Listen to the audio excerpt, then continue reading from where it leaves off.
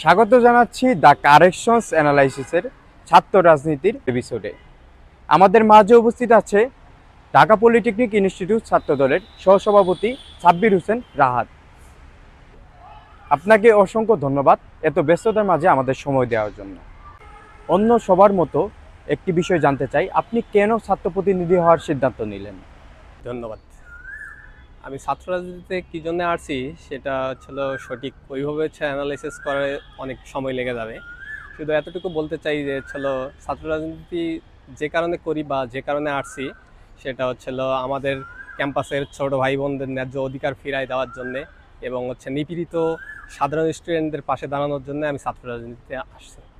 আপনার ক্যাম্পাসে পূর্বে সাধারণ শিক্ষার্থীদের জন্য কাজ করেছেন, এমন একটি কাজের ব্যাপারে জানতে চাই।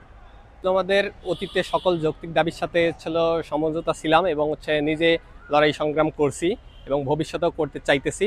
এবং যদি ডিপ্লোমাদের সাথে সকল মতদর্শী এবং সকল নিয়মকানুন সমস্ত সব কিছু ঠিক থাকে এবং আমি এবং আমার সংগঠন এককভাবে লড়ে যাব ইনশাল্লাহ।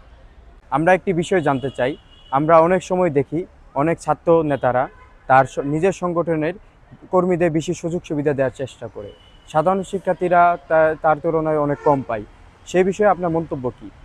শহীদ প্রেসিডেন্ট জিয়াউর রহমানের আদর্শ কখনো এরকম ছিল না, আর আমরাও আগেই কখনো আমাদের নেতাদের আদর্শ এরকম দেখিনি যে ছাত্র রাজনীতিতে নিজেদের ম্যানকে বেশি প্রায়োরিটি দিছে এবং সাধারণ ম্যানদেরকে কম প্রায়োরিটি দিয়ে চোখে দেখছে। এটা কখনো ছাত্র রাজনীতির আওতায় পড়ে না বা আওতায় আসে না। আপনার প্রতিষ্ঠানে বর্তমান সময়ে প্রধান সমস্যাগুলো কি কি? এই সমস্যার সমাধানে আপনার ব্যক্তিগত কোনো পরিকল্পনা আছে কিনা? আমাদের ক্যাম্পাসের প্রধান সমস্যাগুলোর মধ্যে উল্লেখযোগ্য সমস্যা আমাদের চিকিৎসা উন্নত করতে হবে এবং আমাদের চিকিৎসা ক্ষেত্রে আপনার এ পর্যন্ত এত বড় একটা প্রতিষ্ঠানে আমাদের ক্যাম্পাসের মধ্যে একটা মেডিকেল সেন্টার নেই এবং মেয়েদের কমন রুম সমস্যা এবং মেয়েদের কমন রুমে এবং পর্যাপ্ত কমন রুম ব্যবস্থা করতে হবে এবং এরপরে আপনারা আমাদের হোস্টেলে পর্যাপ্ত পরিমাণ সিটের ব্যবস্থা করতে হবে এবং এরপর আমাদের মেয়েদের নামাজের জায়গা ব্যবস্থা করতে হবে। এসব সমস্যার সম্মুখীন হইতেছে এবং সামনে এসব নিয়ে আমি কাজ করতে চাই। জি ধন্যবাদ। আপনি তো একজন ছাত্র প্রতিনিধি। আগামী 2 বছর পর আপনি আপনার প্রতিষ্ঠান ও প্রতিষ্ঠানের শিক্ষার্থীদের কোন অবস্থায় দেখতে চান?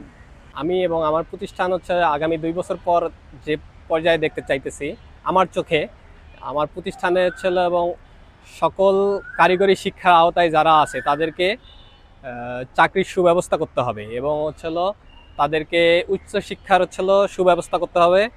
এটা ক্যাম্পাস কর্তৃপক্ষ থেকে একটা গাইডলাইন রাখতে হবে।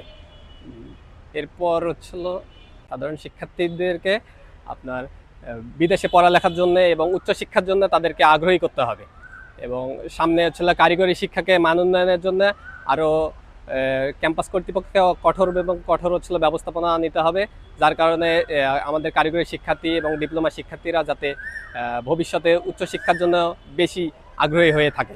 ক্যাম্পাস, ছাত্র রাজনীতি ও সাধারণ শিক্ষার্থীদের ব্যাপারে আপনার কি বক্তব্য? ক্যাম্পাস রাজনীতি বলতে আমরা যেটা বুঝি, ক্যাম্পাস রাজনীতি স্বাধীন রাজনীতি।